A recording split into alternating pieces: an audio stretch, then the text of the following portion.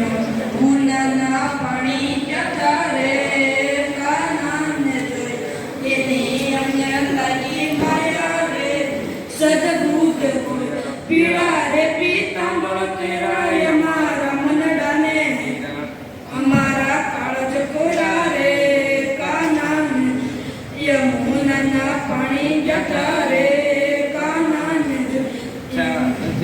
ગાડી તારી એના ઉપર જાઉં મારી એવી ભમી કશે મતી મારી રે કાનાને જોયા યમુનાના પાણી જતા રે કાનાને જોયા પેરી બોલે સાકુ જગ વેરી જીવા જશોદાના લાલ લેરી રે કાનાને જોયા યમુનાના પાણી જતા રે કાનાને જોયા નિયમને લાગી માયા રે સદબુદ્ધ ખોયા.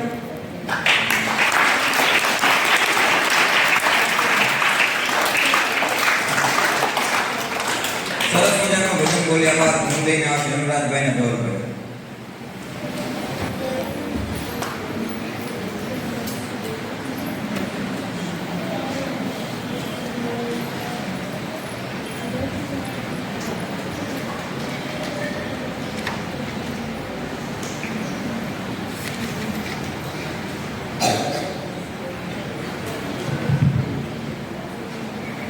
એક બિલાડી પાળી છે રંગે બહુ પાળી છે હળવે હળવે ચાલે છે અંધારામાં પાળે છે દહીં ખાય દૂધ ખાય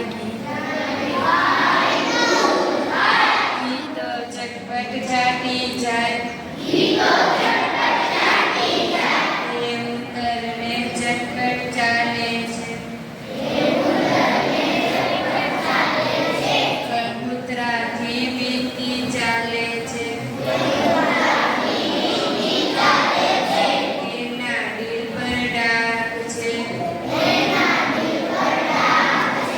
એ મારા ઘરનું વાક છે બિલાડી પાળી છે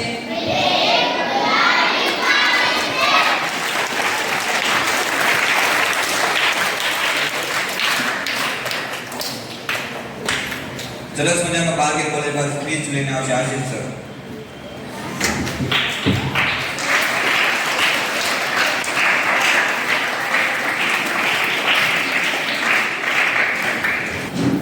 જય શ્રી કૃષ્ણ. Good morning.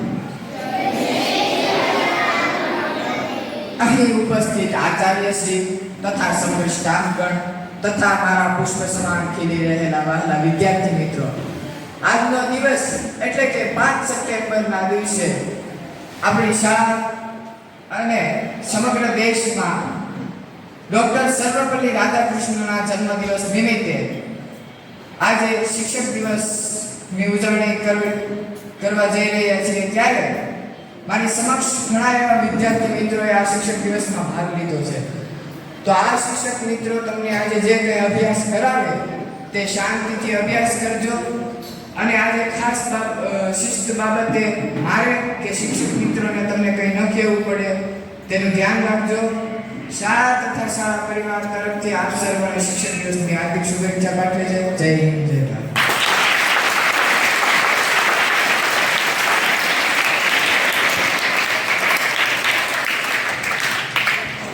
સરસ મજાની સ્પીચ બોલ્યા બાદ ફરી એકવાર સ્પીચ લઈને આવશે Vinesh.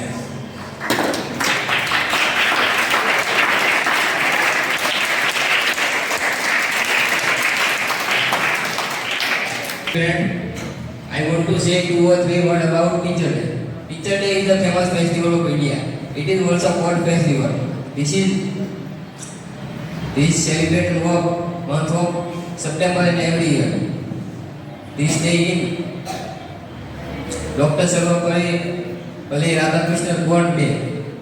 He was great educational and freedom fighter. That's the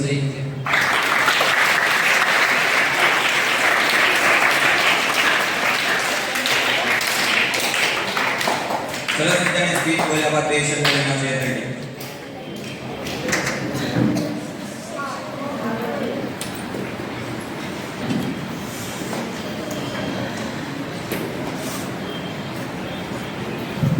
જય શ્રી કૃષ્ણ. બધાને હેપી ટીચર્સ ડે. આજે અવિનાશ સર અને આશીષ સરે તમને જે વાત કરી એ મુજબ આપણે બધાને ખબર છે કે આ 5 સપ્ટેમ્બર એ દિવસ આપણે શા માટે ઉજવીએ છીએ. બરાબર? ડોક્ટર સર્વપલ્લી રાધાકૃષ્ણન છે એમનો જન્મ દિવસ છે આજે. અને આ ડોક્ટર સર્વપલ્લી રાધાકૃષ્ણન, પેલા પ્રશ્ન એવો થાય કે એ કોણ હતા? તો એ જે વ્યક્તિ છે એ આપણા ભારતના પ્રથમ ઉપરાષ્ટ્રપતિ હતા અને એ પછી બીજા રાષ્ટ્રપતિ બનેલા. પણ એ પહેલા એક શ્રેષ્ઠ શિક્ષક હતા અને સાથે સાથે ફિલોસોફર પણ ખરા. તો જ્યારે એમનો જન્મદિવસ હતો ત્યારે એમના જે વિદ્યાર્થી હતા એમની પાસે એમનો જન્મદિવસ ઉજવવા માટે તો એણે એવું કીધું કે મારો જન્મદિવસ એ આ રીતના નહીં, હું એક શિક્ષક છું, રાષ્ટ્રપતિ પોતે રાષ્ટ્રપતિ પદ પર હતા, પરંતુ એ કહે છે કે પહેલા હું એક શિક્ષક છું, તો મારે મારો જન્મદિવસ એક શિક્ષક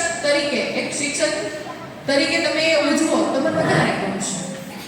એટલા માટે એ દિવસને શિક્ષક દિવસ તરીકે આપણે બધા ઉજવીએ છીએ.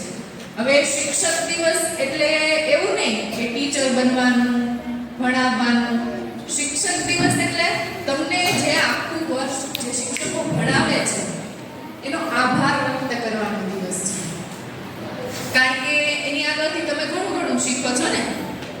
જીવનમાં કઈ રીતના અભ્યાસક્રમ સિવાય જીવનમાં કઈ રીતના આગળ વધવાનું છે, આ બધું જ્ઞાન તમને જે આપે છે એ શિક્ષક. અને ગુરુ પૂર્ણિમાના દિવસે આ બધી આપણે ઘણી વાતો કરીએ કે ગુરુ કોણ છે, પરંતુ અત્યારે આપણી પરિભાષા બદલી છે ને. આપણે તો ટીચરને ઓળખીએ. આપણા માટે પેલા સાધુ સ્વરૂપે હતા એ ઋષિ મુનિઓ કે એના મનમાં એવી છબી આપણા મનમાં નથી. આપણા મનમાં તો ટીચર્સ છે. આ ટીચર્સ જે આપણા ફ્રેન્ડ પણ છે, આપણને ક્યારેક ખીજાય પણ ખરા, આપણી સાથે રમે પણ ખરા, આપણી સાથે ગીતો પણ ગાય. એટલે તમારી જેવા વિદ્યાર્થી જેવા જે છે એ શિક્ષક છે. તો આ શિક્ષકને આભાર વ્યક્ત કરવાનો દિવસ એટલે આ શિક્ષક દિવસ. તો આ શિક્ષક દિવસની બધાને ખૂબ ખૂબ શુભકામના. અને તમને ભણાવતા મારે એવું કેવું છે, તમને ભણાવતા દરેક શિક્ષકના આજના દિવસે આભાર વ્યક્ત કરો કે થેન્ક યુ ટીચર્સ, તમે અમને એટલા બધા કેપેબલ બનાવ્યા છે અને અમે આગળ પણ તમારું આવી રીતના માર્ગદર્શન મેળવતા રહીએ એવી અમારી ઈચ્છા છે. તો આ કંઈક નવું આજે કરજો. હવે આજે વાત કંઈક બીજી અલગ કરવાની છે મારે. હવે બધાને ખબર છે કે આજથી કયો મહિનો શરૂ, આજથી નહીં ટૂંકમાં આ કયો મહિનો શરૂ છે ગુજરાતી મંથ પ્રમાણે? ભાદરવો મહિનો છે ને, બરાબર? હવે તમે જોશો, શું જોશો? પ્રકૃતિમાં ફેરફાર જોશો. હવે તડકા પડશે, ભાદરવીનો તાપ ઉનાળા કરતાં પણ અસહ્ય લાગશે અને રોગનું પ્રમાણ વધશે, ગંદકીનો વધારો જોવા મળશે. અને આ બધાના કારણે આપણે આપણી હેલ્થનું ધ્યાન કઈ રીતે રાખવાનું છે એની થોડીક વાત કરવી છે. તો એવું કહેવામાં આવે કે ભાદરવામાં કેળું અને માક્ષરનો મૂળો જો ના આપો તો ઝૂંટવીને પણ ખાવું. એટલે એવું કે આ મહિના દરમિયાન આ બંને આગળ. પછી ભાદરવો એટલે છૂટી છવાય વરસાદની સીઝન. પાણમે થાય, મોલમે થાય, વરસાદના પ્રકાર છે ને બધા. તો આવા અલગ અલગ પ્રકારના વરસાદ વરસતા હોય. તમે એક ધારો જે આપણે જોયો તો વરસાદ 6-7 દિવસ કન્ટિન્યુ વાતાવરણ રહ્યું, સૂરજ દાદા દેખાણા નહોતા, એવો વરસાદ નહીં, છૂટો છવાયો વરસાદ થશે. પછી ધોમ ધડકો તડકો, પછી મોડી રાત્રે થોડીક ઠંડીનો ચમકારો. આ બધા વાતાવરણમાં ફેરફાર થશે. આયુર્વેદાચાર્યો જે છે કહી ગયા કે વરસાદ ઋતુમાં પિત્ત શરીરમાં સંગ્રહ થાય અને શરદ ઋતુમાં તે પ્રકોપ બહાર આવે છે. હવે આ પ્રકોપ એટલે શું? તો કે તાવ આવવો, શરીરની જે ગરમી છે બહાર નીકળવી. હવે આ જે બધી બાબતો છે ને બચવા માટેના ઉપાયો શું છે એની વાત છે.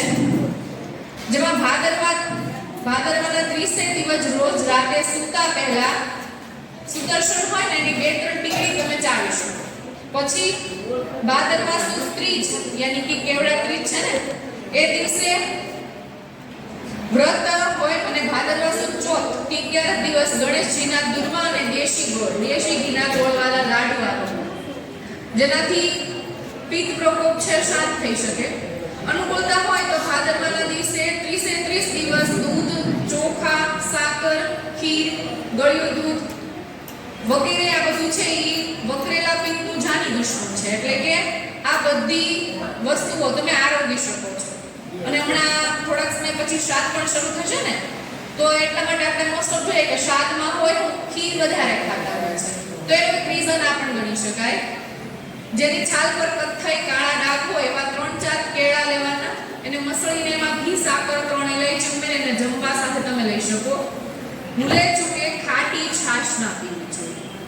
વલોવેલી, ખૂબ જ વલોવેલી અને મોળી છાશ હોય તો એ તમે બપોરના ભોજનમાં લઈ શકો.